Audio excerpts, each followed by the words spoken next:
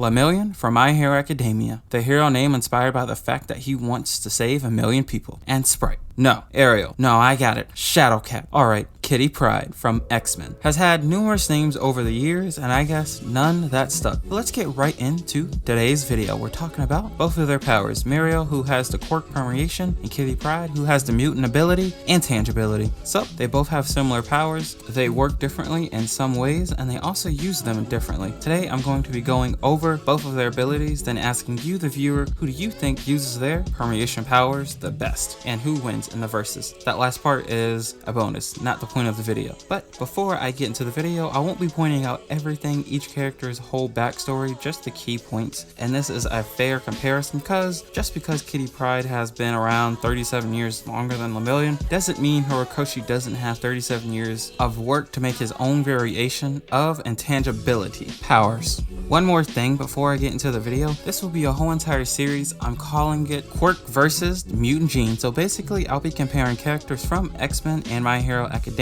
who have similar powers, then asking you, the audience, who has the better version and uses it better. Now, time for the video.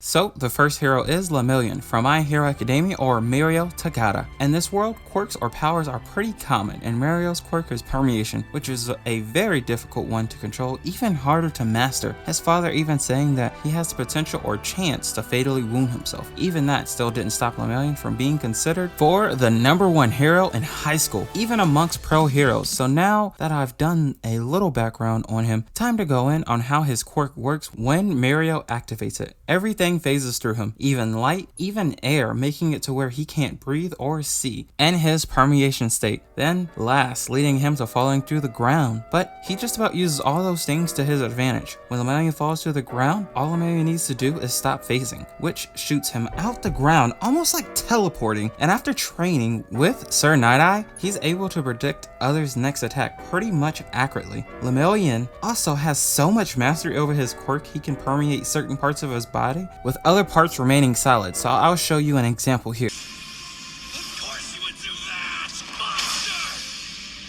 Yeah, that's pretty awesome. If I'm honest, Mirio alone was able to take down a whole class of superpowered beings. They were all first years, a whole entire class by himself when everybody had superpower. Going Saitama on him using one punch just to take out every student. And Lemillion was able to take down Overhaul, who was considered overpowered to have never lost a single fight in his whole life. The scene I showed you earlier, that was Overhaul. Now, one deductive skill he has is called Blinder Touch Eyeball Crush, which I'll just show you.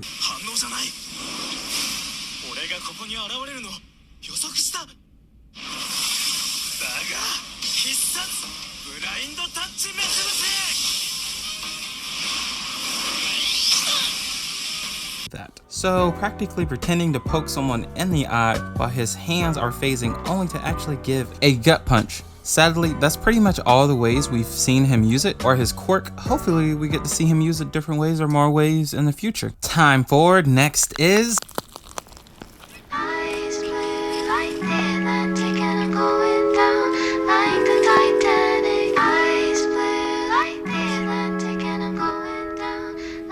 Kitty Pryde, or Captain Kitty. Wait, I mean Captain Kate. In the world of Marvel or X-Men, mutant powers activate during puberty, which has to suck, because while you're hearing your voice change and everything else change about yourself or herself, she had to learn how to put on a bra, and she also had to learn how to use her intangibility or powers. But things in this fictional world work a bit different. Often people with mutant abilities don't show their powers and attempt not to be ostracized from society, so it's not as accepted like Boku no Hero, and can't really give a good backstory on her because she has so many, and I don't want to anger anyone, but I'll give her a comic backstory, sorta. Her parents weren't afraid of her powers and cared for Catherine, even after her powers came, sending her to Xavier School for Gifted. Now, how Shadowcat's powers work is almost entirely different from Mirio. Her powers seem to work on a similar way to the Flash's. Phasing, meaning she's vibrating at atomic level fast enough to where she passes through solid objects. Cause she's vibrating so fast, I say that cause it has a nickname of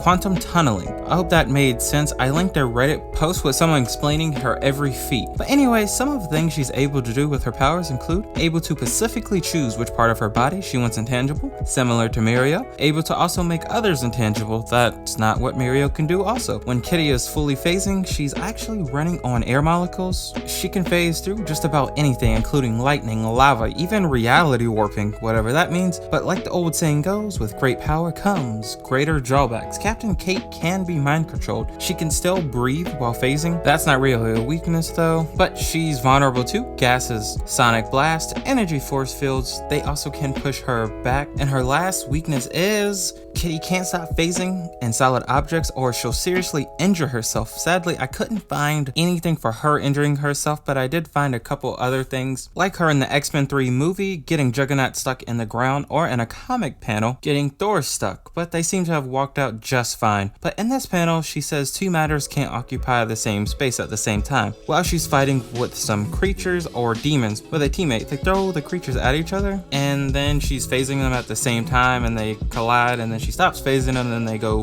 boom. So that's like the worst repercussions I've seen or could find, other than when she phased her hand through Wolverine's brain. It was an alternate universe. Now, Shadowcat is a genius and great at planning in tough spots. There's more, but I don't want to keep you all day. Like I said, there's a Reddit post right down below that says all her feats and everything like that if you want to see more. Now with Mirio, sadly, I kind of did say all his feats, just at the fact that, spoiler warning, he lost his quirk. So that's it on their powers. They're awesome, right?